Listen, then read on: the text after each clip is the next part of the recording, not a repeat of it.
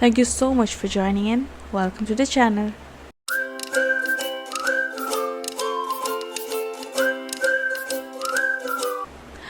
Okay, koi na jita uday se crush ki reading dor se ko crush ki reading option manga appear ni option manga sta pamam khan biro and timestamp description box te gila bi ni plus personal reading pamira ko description box te gila bi ni so that's that. Aduga makataba there's nothing hoji option ula ani option manga do da gya pamam khan biro and reading makataras. Aigi se ki whole video se I think point ni da namjabani ko duna tumni umale haibirakano ai asing buju tumni umale sungai haibirakano aduni disclaimer ni. Thank you.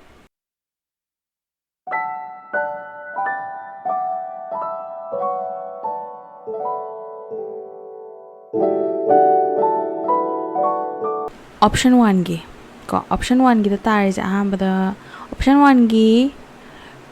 crush yamna yaning male ma se dusum yamna ego di utpa ko ego utpa hai je yamna yaning da badi sajan na ba ya di yaning ba crush ga kitang marai marang tawna gi ba for example crush sum tina bani khala je tina da marai marang khana jana bomba kitang wathok khara thokki ba adugumba oram ba yai natraga sum sauni mu khona ba laina ba khona ba aduduna adugi maram duna se ego yam utpado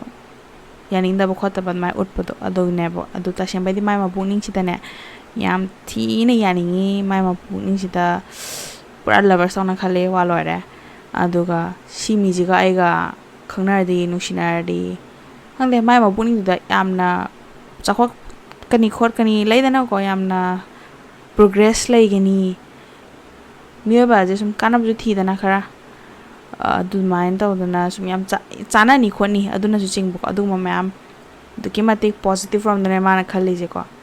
aduna option 1 jing je ate green signal phange si crush matang sida even magi tungi plan je mai ma buning sida yamna happily ever after gi wakhal do khalle bu ko daw yai yani yam thini yani ado ma je kamaina phongdok to no khoton khangda ba adune ba ko haidi option 1 gi crush na dikhange ba am pam jare option 1 jena yamna ingonda khanjare khotle hab je khange bu ko ado khanga su kamaina noina haidi je basini man khale je dane ado haidi kamaina yamna phajana aina su haidi mana phatana khangidana ba aina ma just mara pam jai khangbai dang khangna ge khan busu leidana mi je leidana ko ai o mara e pam jabro di hape khangna yengene kaim ju faw da bi da kaim ju feeling faw da bi da taw mi leidana ko aduna ta bi da aina ju ma je khanjai je kamaina khangan doino ai ju chinton na direct hai bangam de khote leidana ma je khar ikai ti bu mami male ma chinda ka affection ka uthopa ngam da mi male bu ko aduna ju ma je kamai ha do ni cinema khalis ado yadi yani nge green signal ni ado smile ha re na grong grong de chenjang no ai ha ji bo ba khara man ka lo aduga kitang laidana feelings de dum utlo do yam ka hena mana hoji haiba ngamdri se mana haya lo ba sengna agadi utti utlo ma khangju khange dana khanjai je ado uchu utlo ba dum ado utlaga kama hani daklo haijang no ba duni hais good luck. Option number 2 gida lai se ma se khara cold ba male option number 2 jing se da ko crush se khara cold oi khara kahani softly behavior tau de ba dum khara tati tau ba ado mana ne khangdi khange ba ko crushing ne dum khangan me moi dum khangim ne ta katang pam bai mong je dum khangim ne aduna khangdi khange ba ko adu khang ba du na ju mana ne khang mana tra chingna ba happy manin power ba id option number 2 jing jina moi da pa mi tu duna ne ma mana kitang cold na behave tawri to kai na ha ma se cold na behave taw jaraga ju manung da dum yamna emotionally amna well connected person oi bagi ma se mi gi no ai ta ba ju no ai ta ba do adu duna thine nga mu ngam da ba ya adi daklo na haijala ga di ai no habdo su no ai ti mi ma buni no ai gi roi kai khan bu du no hojik te sum tathi ta ora ga male dai ne kai hani ꯑꯩꯁꯦ ꯑꯩꯅ ꯇꯥꯊꯤꯗꯤ ꯇꯧꯔꯗꯤ ꯈꯔ ꯑꯗꯨꯝ ꯍꯟꯗꯣꯛꯈꯤꯖꯅꯤ ꯀꯥꯏꯅ ꯈꯟꯕꯗꯣ ꯍꯥꯏꯗꯤ ꯍꯣꯞ ꯁꯥꯒꯠꯇꯅꯕ ꯀꯥꯏꯅ ꯈꯟꯕꯗꯣ ꯑꯗꯨꯅꯦꯕꯀꯣ ꯃꯥꯅ ꯈꯪꯉꯦꯕ ꯄꯨꯔꯛꯏꯕ ꯐꯤꯂꯤꯡꯁꯦ ꯌꯥꯝꯅ ꯑꯁꯦꯡꯕꯅꯤ ꯊꯃꯣꯏ ꯁꯦꯡꯅ ꯄꯥꯝꯖꯕꯅꯤ ꯈꯣꯠꯄꯅꯦꯁꯦ ꯈꯪꯉꯦꯕ ꯈꯪꯖꯔꯒꯁꯨ ꯃꯥꯒꯤ ꯃꯄꯨꯛꯅꯤꯡꯁꯤꯗ ꯑꯇꯣꯞꯄ ꯃꯥꯅ ꯈꯟꯖꯕ ꯃꯤ ꯂꯩꯕ ꯃꯥꯜꯂꯦꯕꯀꯣ ꯑꯗꯨꯗꯨꯅ ꯑꯇꯣꯞꯄ ꯃꯤꯗꯨꯅ ꯍꯦꯟꯅ ꯁꯥꯏꯅꯤꯡ ꯑꯣꯏꯅ ꯀꯥꯞꯄꯒ ꯎꯕꯗꯣ ꯍꯥꯏꯗꯤ ꯁꯨꯝ ꯍꯥꯏꯔꯤꯁꯦ ꯃꯥꯏ ꯋꯥꯈꯜꯂꯣꯟꯁꯤꯗ ꯄꯨꯕ ꯃꯥ ꯍꯥꯏꯁꯦ ꯑꯩ ꯈꯪꯉꯦ ꯅꯪꯅ ꯄꯤꯔꯛꯏꯕ ꯅꯪꯅ ꯑꯣꯐꯔ ꯇꯧꯔꯤꯕ ꯐꯤꯂꯤꯡꯁꯇꯣ ꯌꯥꯝꯅ ꯐꯖꯕ ꯌꯥꯝꯅ ꯖꯦꯅꯨꯏꯟ ꯑꯣꯏꯕ ꯑꯁꯦꯡꯕ ꯄꯤꯌꯣꯔ ꯑꯣꯏꯕ ꯐꯤꯂꯤꯡꯁꯅꯤ ꯑꯗꯨ ꯑꯣꯏꯔꯒꯁꯨ ꯑꯩꯅ ꯈꯟꯖꯕꯁꯨ ꯂꯩ ꯑꯗꯨꯗꯨꯅ ꯀꯩ ꯍꯥꯏꯅꯤ ꯈꯔ ꯒꯥꯔꯗꯦꯠ ꯑꯣꯏꯔꯒ ꯂꯩꯕꯗꯣ ꯍꯥꯏꯗꯤ ꯆꯪꯁꯤꯜꯂꯛꯇꯅꯕꯅ ꯁꯨꯝ ꯆꯪꯁꯤꯜꯂꯒꯗꯤ ꯃꯥꯅꯁꯨ ꯌꯥꯅꯤꯡꯗꯕꯅꯤꯅ ꯑꯣꯞꯁꯟ 2ꯁꯨ ꯍꯔꯠ ꯑꯣꯏꯅꯤꯗꯅ ꯑꯗꯨꯅ ꯃꯥꯏ ꯃꯄꯨꯛꯅꯤꯡꯁꯤꯗꯗꯤ ꯑꯗꯨꯅꯤ ꯑꯇꯣꯞꯄ ꯑꯃ ꯂꯩꯕꯒꯤ ꯄꯨꯔꯥ ꯂꯥꯏꯛ ꯀ꯭ꯔꯣꯁꯅꯦꯕ ꯂꯩꯔꯤꯁꯦ ꯑꯗꯨꯅꯤ ꯑꯗꯣ ꯂꯚꯔꯁ ꯑꯣꯏꯕꯒꯤ ꯆꯥꯟꯁꯦꯁꯁꯦ ꯂꯩꯔꯛꯄ ꯌꯥꯏ ꯍꯥꯏꯗꯤ ꯍꯥꯏꯐꯦꯠ ꯀꯟꯐ꯭ꯌꯨꯖꯟ ꯍꯥꯏꯕꯗꯤ ꯀꯃꯥꯏ ꯍꯥꯏꯅꯤ ꯃꯥꯒꯤ ꯍꯧꯖꯤꯛꯀꯤ ꯃꯥꯅꯁꯨ ꯄꯥꯝꯖꯔꯤꯕ ꯃꯤꯗꯣ ꯑꯗꯨꯁꯨ ꯈꯤꯇꯪ ꯃꯉꯣꯟꯗ ꯃꯥꯅꯁꯨ ꯃꯤꯗꯨꯗ ꯀ꯭ꯔꯁ ꯂꯩꯔꯒ ꯁꯤꯒꯤ ꯂꯥꯏꯛ ꯁꯥꯏꯀꯜ ꯑꯣꯏꯅ ꯆꯠꯄꯗꯣ ꯑꯗꯨꯗꯨꯅ ꯃꯦꯕꯤ ꯃꯥꯒꯤ ꯅꯣ ꯃꯤꯅ ꯄꯥꯝꯗꯗꯤ ꯇꯧꯔꯅꯣ ꯑꯗꯨꯅꯦ ꯍꯥꯏꯗꯤ ꯈꯖꯤꯛꯁꯨ ꯑꯃꯨꯛ ꯌꯥꯅꯤꯡꯕꯁꯨ ꯑꯃꯨꯛ ꯇꯧꯔꯦ ꯈꯪꯗꯦ ꯑꯗꯣ ꯃꯤꯅ ꯄꯥꯝꯗꯗꯤ ꯇꯧꯔꯅꯨ ꯃꯤꯅ ꯗꯥꯏꯔꯦꯛ ꯇꯥꯊꯤ ꯇꯧꯔꯤꯗꯣ ꯂꯥꯞꯊꯣꯛꯈꯤꯅꯕꯅꯤꯗꯅ ꯑꯗꯨꯗꯤ ꯇꯧꯔꯅꯨ ꯑꯗꯨꯅꯦ ꯍꯥꯏꯗꯣꯏꯁꯦ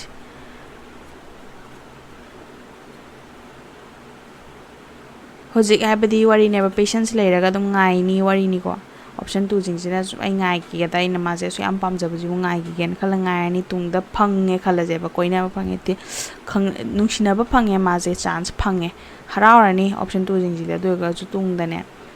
ꯑꯩꯅ ꯑꯁꯨꯛ ꯀꯨꯏꯅ ꯉꯥꯏꯔꯛꯏꯁꯤꯕꯨ ꯑꯔꯦꯝꯕ ꯇꯥꯔꯕ ꯀꯥꯏꯅ ꯈꯜꯂꯒ ꯄꯨꯛꯅꯤꯡ ꯅꯨꯡꯉꯥꯏꯔꯛꯑꯣꯏꯕ ꯑꯗꯨꯃꯥꯏꯅ ꯍꯥꯏꯕꯗꯤ what's not meant to be won't be ꯑꯗꯨꯅꯤꯗ ꯑꯗꯨꯅꯤ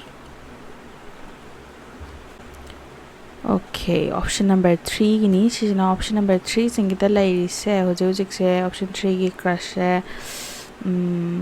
ꯑꯣꯞꯁꯟ 3ꯒꯤ ꯃꯔꯝꯗ 18+ ꯊꯣꯠꯁ ꯈꯜꯂꯦꯀꯣ ꯑꯗꯨꯃ ꯂꯩꯔꯦ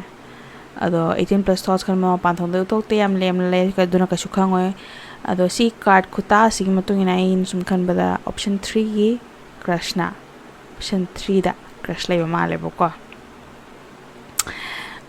ꯑꯗꯨꯃ ꯂꯩꯔꯦ ꯑꯗꯨꯒ ꯃꯣꯏꯒꯤ ꯋꯥꯈꯜꯂꯣꯟꯁꯤꯗ ꯑꯗꯣ ꯑꯩꯗꯤ 18+ ꯊꯣꯠꯁ ꯂꯩꯌꯦꯁꯨ ꯍꯥꯏꯈ꯭ꯔꯦꯀꯣ ꯑꯗꯣ 18+ ꯊꯣꯠꯁ ꯂꯩꯕꯗꯨꯅ ꯐꯤꯂꯤꯡꯁꯨ ꯈꯤꯇꯪ ꯂꯞ ꯐꯤꯂꯤꯡꯁꯨ ꯈꯤꯇꯪ ꯏꯟꯐ꯭ꯂꯨꯌꯦꯟꯁ ꯑꯣꯏꯗꯅ ꯈꯔ ꯍꯦꯟꯖꯤꯟꯕꯒꯤ ꯑꯗꯨꯒꯨꯝꯕ ꯂꯩꯕꯗꯨꯅ ꯃꯥꯁꯦ ꯁꯨꯝ ꯆꯪꯁꯟꯅꯤꯡꯉꯦ ꯑꯊꯨꯕ ꯃꯇꯝꯗ ꯆꯪꯁꯤꯟꯕ ꯉꯝꯗꯕ ꯑꯃ ꯂꯩꯔꯦꯕꯀꯣ ꯁꯨꯝ ꯍꯣꯠꯅꯔꯒꯁꯨ ꯋꯥꯔꯛ ꯍꯥꯔꯠ ꯁꯤꯒꯤ ꯔꯤꯂꯦꯁꯟꯁꯤꯞꯁꯤꯗ ꯀꯩꯒꯨꯝꯕ ꯔꯤꯂꯦꯁꯟꯁꯤꯞ ꯑꯃꯗ ꯂꯥꯛꯑꯒꯗꯤ ꯑꯦꯐꯔꯠ ꯃꯌꯥꯝ ꯊꯥꯗꯕ ꯌꯥꯔꯣꯏ ꯀꯥꯏꯅ ꯈꯟꯕꯗꯨꯒꯤꯅꯦꯕ ꯃꯥꯅ ꯆꯪꯁꯤꯟꯕ ꯉꯝꯗ꯭ꯔꯤꯁꯤꯅ ꯆꯪꯁꯟꯅꯤꯡꯉꯦ ꯌꯥꯝꯅ ꯐꯤꯂꯤꯡꯁꯦ ꯌꯥꯝꯅ ꯍꯥꯏꯇꯟ ꯑꯣꯏꯔꯦ ꯌꯥꯝꯅ ꯑꯗꯨꯛꯀꯤ ꯃꯇꯤꯛ ꯄꯥꯝꯖꯕ ꯈꯣꯠꯆꯕ ꯑꯗꯨꯝ ꯐꯥꯎꯔꯦꯕ ꯌꯥꯝꯅ ꯐꯖꯅ ꯑꯗꯣ ꯃꯥꯁꯦ ꯔꯤꯂꯦꯁꯟꯁꯤꯞ ꯑꯃꯗ ꯂꯩꯕꯒꯤ ꯑꯦꯐꯔꯠ ꯊꯥꯗꯕꯗꯣ ꯑꯗꯨꯒꯤ ꯁꯦꯀꯦꯟ ꯊꯣꯠꯁ ꯂꯥꯛꯄꯒꯨꯝꯕꯗꯣ ꯑꯩꯁꯤꯕꯨ am I ready for it ko am I ready for a relationship right now am I ready to commit or am I ready to invest time and effort into something that is not guaranteed to work out ko adugumbai wakhaloneba leise aduduna magi actionsida ma changsingi khallagasu regret ko what if koksida what if na pick thangre what if aisi oithokti gain to what if ado aina sum pamisi kana kwai to ba dune ma khare je ko wakhalonjida obsession ju laire aduga defeat ju try to dringa defeated oibagi wakhalon ne ba ko lairise duni mabuni de amna manung da dum wakhal je amaga manung mai makuk manung makta da thoiba wakhal jingje manada ba ge dum fighting to bu yan tai dana dumai mong se ui pamjai mana khanjai ado effort hada bagi the issues ne dani option 3 gi crush na khalis.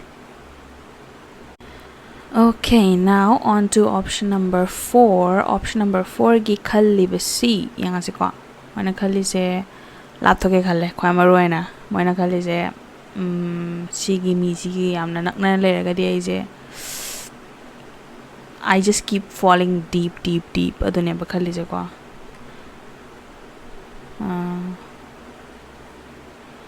khanjabagini nungsibagina do sigi nungsina basida ai kasu nungai roi na khalleba mana khanbase ko crush na khallineba sigi nungsina be kai gomba ibanji nungsina khalaji aina da yamna effort hadani aduga haidi mathandana predict tawjaini ko aina da effort hadani aina nungsibage aduga mana reciprocate tawroi aina thada ningba aina tawhaning momong kasu tawroi aduduna lapthokpana phai sini mai wakhalonse duna lapthokna bo honei ko hoti honei ado ngam deba aduneba laise ko ani subadana laisina magi ani subai di option de ani subai ga di makhata na sum yengine bo ko mai ma bukning sida ke khange have to ta laisi tu poje sineba chat ke khala chat pangam daba aduga kahani pamoi ge nukshiroge amale dane ai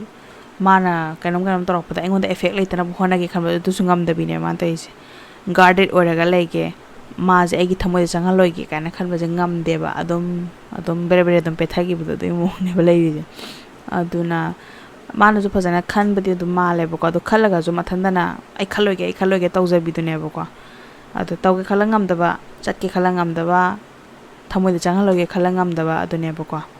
adu even ego lege khala sungam deba ma ego attitude myam ulaga leidana as ai nang ka shuna te kana khala adu mai mon treat to ke khan baje adu sungam deba ha sigi crush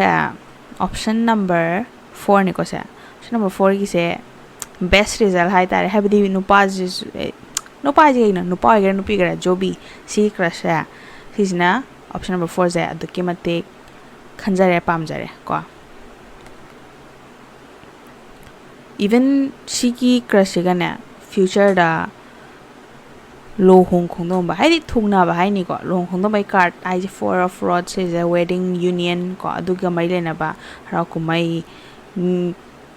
party ani individual ani gi union gi card ne ba adu si card se tara ga di usually love ki ga matang di yeng ba da wedding card aina ju khangnei wedding gi ni khor ki ni admana khangnei aduga aina lawba di thungna ba ko admai lawi obviously thungna ba je lo hong bani ko adu ga sum wari bo dani yamna phajana result se ta gre yamna phajana yana gre kai ba kya lait okay shina last option number 5 ko option number 5 ki to tari se sigi connection dagi chelema pamdaba male pamdaba habedi connection je pamdaba male habni ko maybe relationship ta learning da bugamba mi mali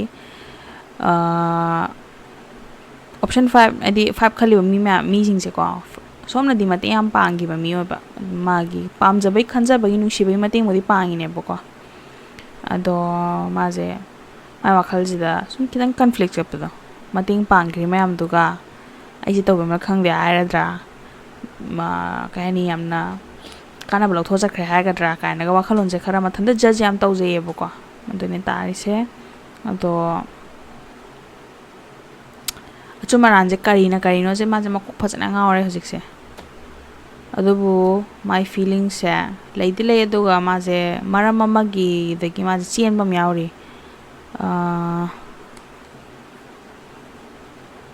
si connection ji de leiraga di si gi feelings se phajana reciprocate phajana taunaraga di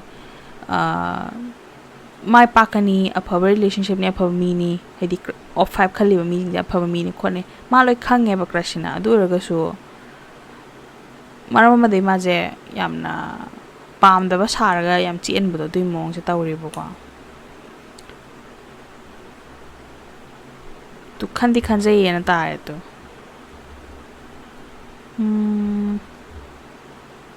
okay mai wakhal si da na san lai option 5 khali bijing je atopa option laiba habedi atopa mi laiba atopa mi mawan da hena phami atopa myam lai sini ma ga lai je aduduna haidi hairak pa lairam ba yai maybe khangna bo ram ba su yai ko ado x komba kot pa ram ba su ado moi wakhal jida engon da hena phaba mi myam lai du ka su aina ma je do yam khanjai do yam pamjai do mana ka su aiga tungoina loina bada mangonda kasu no aphaba nungai bo oiroi habado adone ado oithokadaba mari je si connection je oithokadaba mari je manne ego loshandana marakta idana tathidati tawba khotpa dugumba mayam utpaduna ne masina si connection je adugumba mayam utlaga lapthokna bo hona jare dana mathandana duna plus masigi connection je karimte action thadage na ju khandeba done hedi oina batawe khotke sukan khande mai wakal jita I am the wrong choice magi damakta aduna ai mong de lapthok ta pe de ma phaba mai khanja jana ai manakta laitraga de ma phaba mai khanja jani aduni ma khales yamna self sacrificing mini ma se aduni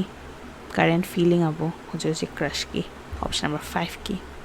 so I the lawyer thank you so much for watching till now and